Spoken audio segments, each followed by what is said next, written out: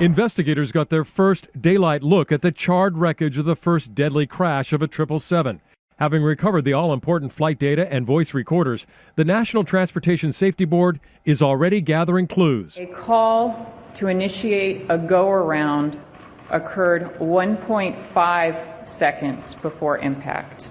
The South Korean airline Asiana has a good safety record.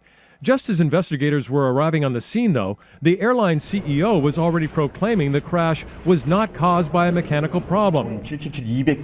From what I know, he said, the 777 aircraft and the Pratt & Whitney engines did not have any problems, and he defended the flight crew as veterans, one with 9,000 flight hours, the other three a combined 10,000 hours. In reality, this crash could have been caused by many factors, machine and human. There are several systems to help pilots. One, an electronic system beams information to the plane to tell the pilot if he's on the right landing path. In San Francisco, that system has been shut off since June because of construction. An alternative? A series of lights along the runway. All white, the plane is too high. All red, too low. White and red means it's the right path. An airport official says he's not sure if those lights were on. And the 777 can set its own path using GPS, which is available at this airport. But even if none of those aids is turned on, there is the old-fashioned way, in which a pilot sets the right descent using knowledge and eyesight on a clear day. And perhaps they found themselves too low, too slow as they came in over the water. Maybe there was some depth perception problems, that they felt they were too high when actually they were where they needed to be. This is only the second 777 crash in the jet's 18-year history.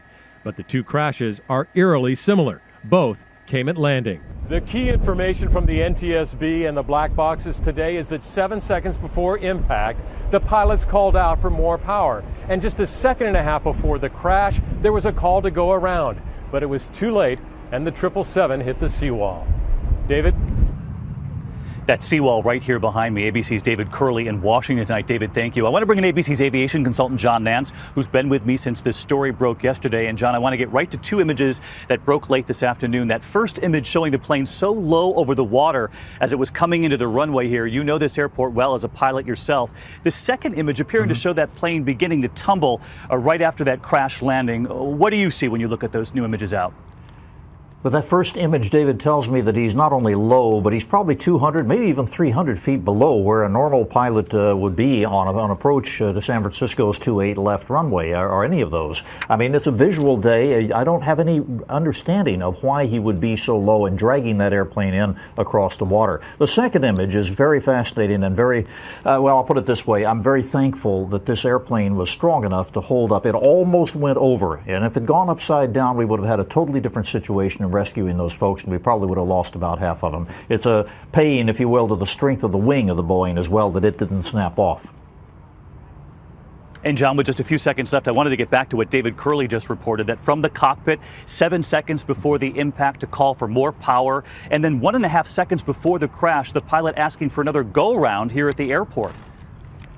It's an indication, David, that he realized at the last second that they were not going to make it to the runway. But why did they not realize that ahead of time? It's going to be one of the key questions here. There certainly was no mystery that they were very low. And why they waited this long is going to be one of the key elements of the investigation.